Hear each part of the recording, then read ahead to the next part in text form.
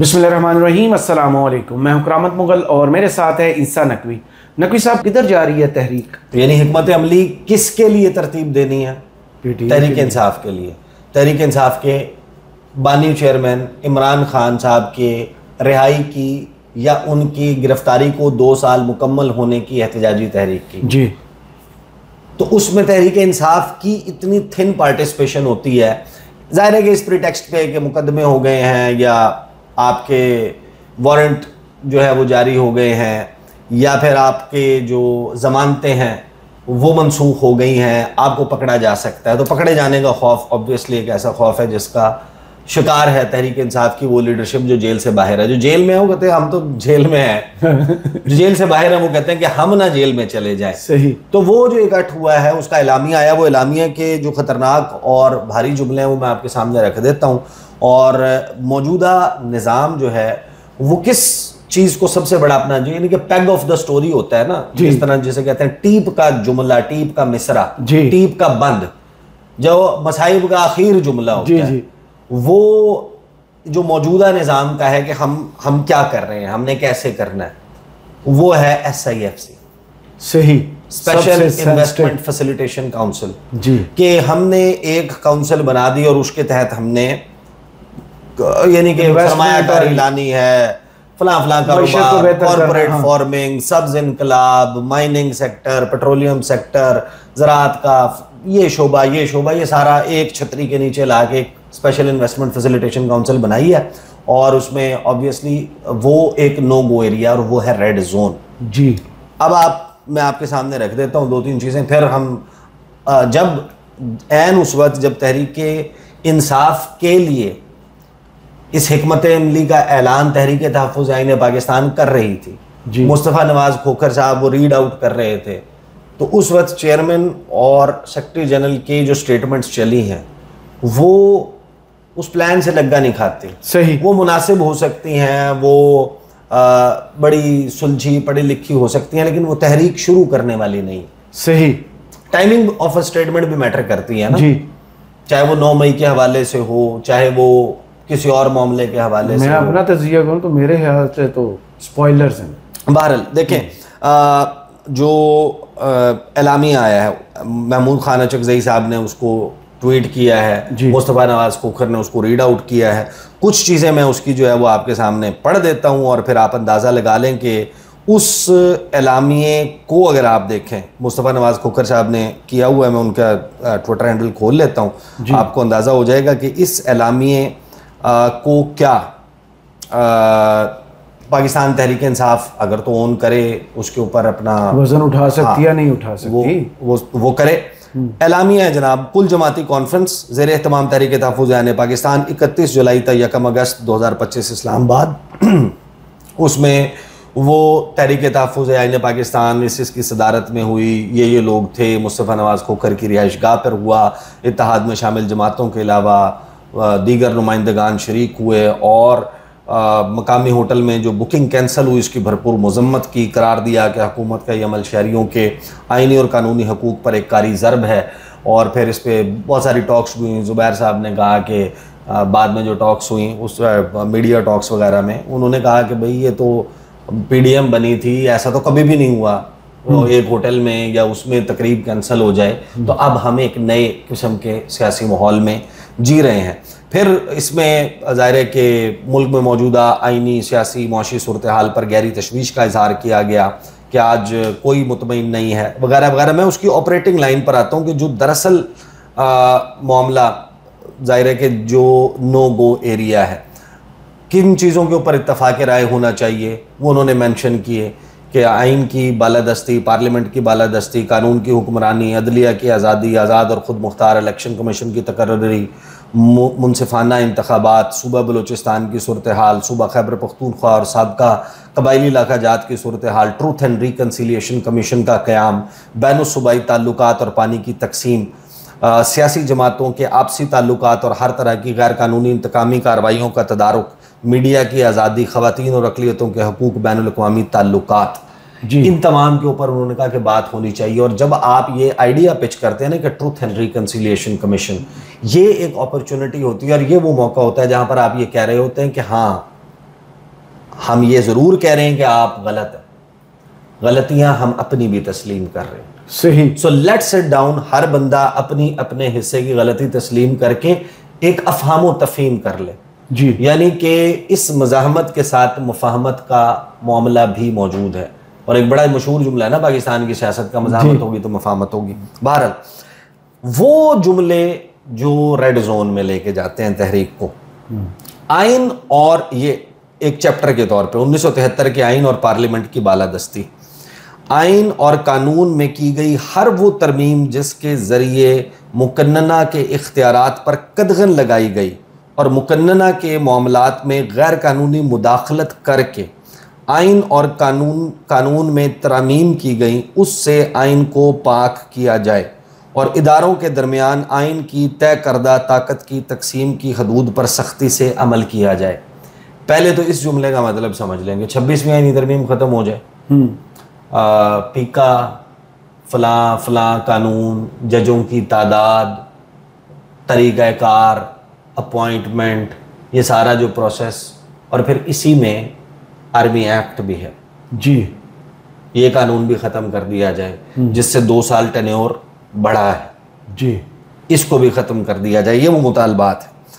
फिर वो ये कहते हैं कि ये इत्तहाद और इस कॉन्फ्रेंस में शरीक जमातें SIFC के क़याम को 18वीं तरमीम और आइन के रूह के मनाफी करार देती है और ये मुतालबा करती है कि SIFC को तहलील किया जाए और उसके ज़रिए सूबों के गसब किए गए हकूक़ और वसाइल जैसे कि कॉरपोरेट फार्मिंग के नाम पर हासिल की गई 48 लाख एकड़ ज़मीन को ग्रीन इनिशिएटिव कंपनी को देने के मंसूबे को ख़त्म किया जाए और कंपनी को दी गई ज़मीनों की लीज़ फिल फॉर मनसूख की जाए। अब ये वो चीज़ है जिसमें माइंस एंड मिनरल्स वाला मामला भी वो अपने मुतालबे के तौर पे रख रहे हैं। फिर आगे ज़ाहिर है कि कानून की हुक्मरानी, अदलिया की आज़ादी, आज़ाद और ख़ुद मुख्तार इलेक्शन कमीशन की तकर्री और मुनसिफाना इंतखाबात, ये फिर सूबा बलूचिस्तान की सूरत हाल, ज़ायरीन वाला मामला, ये सारी चीज़ें उन्होंने टच अपॉन की हैं। लेकिन अब आप ज़रा ठंडे दिल से सोचेंगे, जो जब इन्होंने ये सब कर दिया और फिर महमूद खान अचकज़ई जो इसके अब रूए रवां या सेंटर हैं, जो बेसिकली कैप्टन ऑफ, जिस तरह मौलाना फजलुर रहमान PDM के कैप्टन थे जी, जो इस वक्त मुतहदा अपोजिशन है अदर देन मौलाना फजलुर रहमान, उसके कैप्टन ऑफ द शिप कौन है? महमूद खान अचकज़ई। महमूद खान अचकज़ई ट्विटर पे लिखते हैं, स्टेटमेंट देते हैं, बोलते हैं कि इब्तदाए इश्क खैर होता है क्या, आगे आगे देखिए होता है क्या, और साथ में वो कहते हैं कि 5 अगस्त आगाज़ है जी, और उसके बाद ये तहरीक चलेगी और भरपूर चलेगी। ये हैं चेयरमैन तहरीक तहफ़्फ़ुज़ आइन पाकिस्तान जी, और फिर जो है चेयरमैन पाकिस्तान तहरीक इंसाफ बैरिस्टर गौहर साहब का क्या स्टेटमेंट आता है, मैं चला देता हूँ, ज़्यादा बेहतर है, बड़ा दिलचस्प है उनका स्टेटमेंट। एन उसी वक्त आता है, ये सुनिए। इरफान सलीम साहब ने मीटिंग की ग्रेड अकबर साहब के साथ नेशनल असम्बली में सुबह। उन्होंने कहा कि जब तक इमरान खान रिहा नहीं होंगे हम बैठे रहेंगे, 5 अगस्त जो एहतजाज होगा। आप ये बताएं कि क्या ये एक दिन का एहतजाज है या इसको लंबा लेके नहीं? देखो पार्टी पॉलिटिकल पार्टीज में टैक्स ऑफ 2020 वाली चीजें नहीं होती। फिलहाल एक दिन का हमारा है कि 5 तारीख को जो हमारी रैलीज है वो पूरे मुल्क में रैलीज होगी। आइंदा काला अमल क्या होगा वो हम आप लोगों के सामने रहेंगे। तो वहां से कह रहे हैं जिन्होंने, यानी तहरीक इंसाफ ने कहा कि वो देंगे प्लान जी, उन्होंने कहा कि 5 अगस्त से आगाज हो रहा है और तैयार हो जाओ। इन्होंने कहा कि प्लान अब उन्होंने दे दिया, हमारा प्लान ये है कि 5 अगस्त को रैलियां होंगी और बस कोई T20 और टेस्ट मैच नहीं हुआ करता, उसके बाद की बाद में देखेंगे। ये बैरिस्टर गौहर साहब ने स्टेटमेंट दिया है। और फिर 2 चीज़ें जो हैं वो चलती हैं जो नॉन स्टार्टर जिनको आप कह सकते हैं। तहरीक इंसाफ बार बार ये कह चुकी है, बहुत सारे उनके लोग हमारे टॉक शोज़ में, प्रेस कॉन्फ्रेंसेस में, मुख्तलिफ मौक़े के ऊपर ये कह चुके हैं कि 9 मई की मजम्मत करते हैं जी, और नहीं होना चाहिए था, और ये मामलात कर चुके हैं। लेकिन ये वो स्टेटमेंट है, जाहिर है कि जो आप देते रहे इसने असर नहीं किया। यानी जो मुआफ़ी आपने मांगी या आपने मजम्मत की, उसको कबूल नहीं किया गया जी, और जवाब ये आया कि भाई आप सिद्के दिल से माफ़ी मांगे। हाँ, तो आपकी जो माफ़ी है उसको सिद्के दिल वाली नहीं समझा गया। तो आज वो बार बार रिपीट कर रहे हैं, आप करते आ रहे हैं, लेकिन जिस दिन तहरीक अनाउंस होती है उसी दिन बैरिस्टर गौहर साहब ये दोबारा ये पूरा स्टेटमेंट जो है वो देते हैं, जिसका मतलब ये है कि वो शायद जाहिर है कि दूसरा रास्ता भी सामने रख रहे हैं। फिर सेक्रेटरी जनरल पाकिस्तान तहरीक इंसाफ जो है वो ये कहते हैं कि इल्तिजा करते हैं फैसला साज हमारे साथ बैठें, हम मुल्क के खैर ख्वाह हैं। जनरल सेक्रेटरी पाकिस्तान तहरीक इंसाफ सलमान अकरम राजा। अब यानी ये आप समझने की कोशिश करें कि इमरान खान के तो जितने ट्वीट्स आए हैं उसमें क्या कहा गया है कि बातचीत के दरवाजे बंद, अब कोई बातचीत नहीं होगी, कोई मेरी पार्टी का बंदा किसी से मुज़ाकरात नहीं करेगा, मुज़ाकरात ना करे, और हम तहरीक पे जा रहे हैं, इसको पीक पर लेकर जाना है 5 अगस्त को। सही। और सलमान अकरम राजा साहब 1 अगस्त को यानी 4 दिन पहले वो ये कहते हैं कि इल्तजा करते हैं फैसला साज हमारे साथ बैठे, हम मुल्क के खैर ख्वाह हैं। ठीक है, ये देखिए ये स्टेटमेंट ठीक है, दैट क्लियरली मीन्स के आप वो जो आपको इंस्ट्रक्शन दी गई है वो आप फॉलो नहीं कर। सही।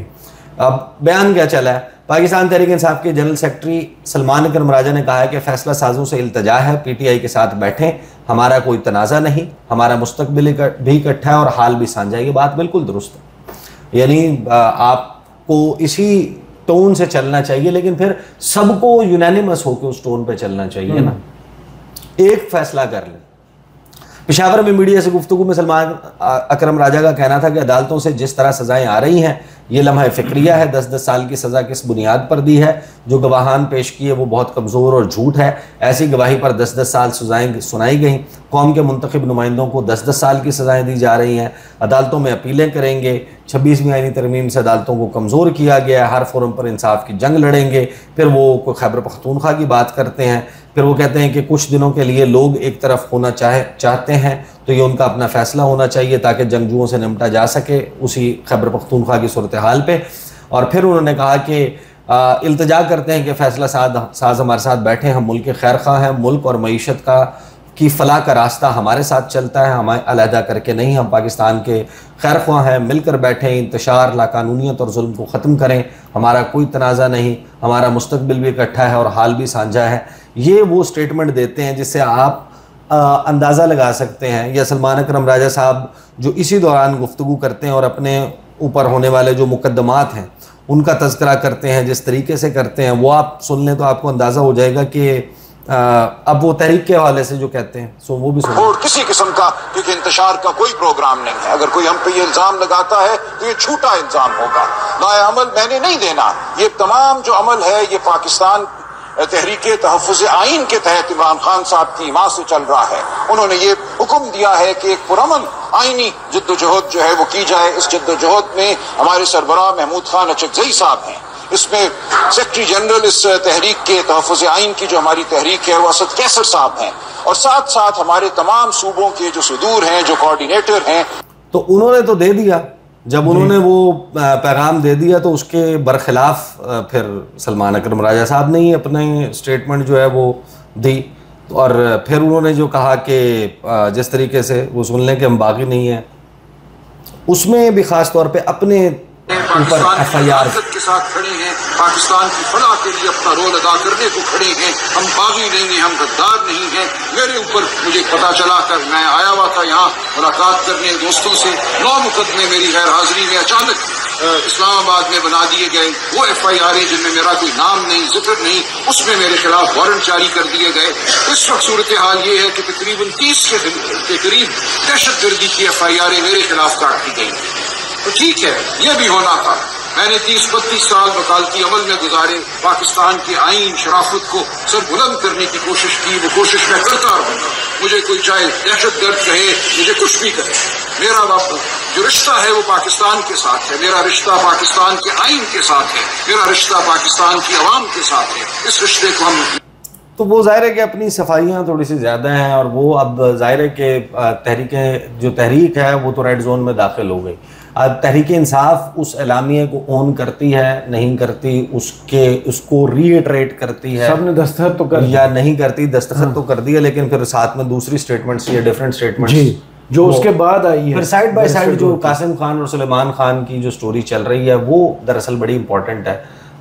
उनको वीज़ा जारी होता है या नहीं, और अगर वीज़ा जारी हो जाता है, हुकूमत को ये लगता है कि ये ब्लफ कर रहे हैं, ये सिर्फ कहने को कह रहे हैं, और वो उनको वीज़ा जारी कर देती है, तो फिर दो ट्रकी बातें हैं, वो सचमुच आ जाते हैं तो एक नया सिचुएशन क्रिएट हो जाएगी, और फिर जाहिर है कि इट इज़ एनीबडीज़ गेस कि कितने लोग, कितना मजमा, कितना अजदहाम लोगों का इकट्ठा होता है, और अगर वो जारी नहीं करते तो फिर तहरीक तो फिर इन्होंने चलानी है, और पकड़ धकड़ आपको पता है कि शुरू हो गई है। तो ये सूरत हाल है। अब मेरा ख्याल है कि ये जो अगले 2 दिन हैं ये बड़े इम्पोर्टेंट हैं, और उसमें हमें देखना है कि किस तरफ ये लेके जाते हैं। बहुत शुक्रिया ईसा नकवी आपके तज़िये का। कमेंट्स बॉक्स में ज़रूर बताइए वीडियो आपको कैसी लगी। इजाज़त दीजिए, अल्लाह हाफ़िज़।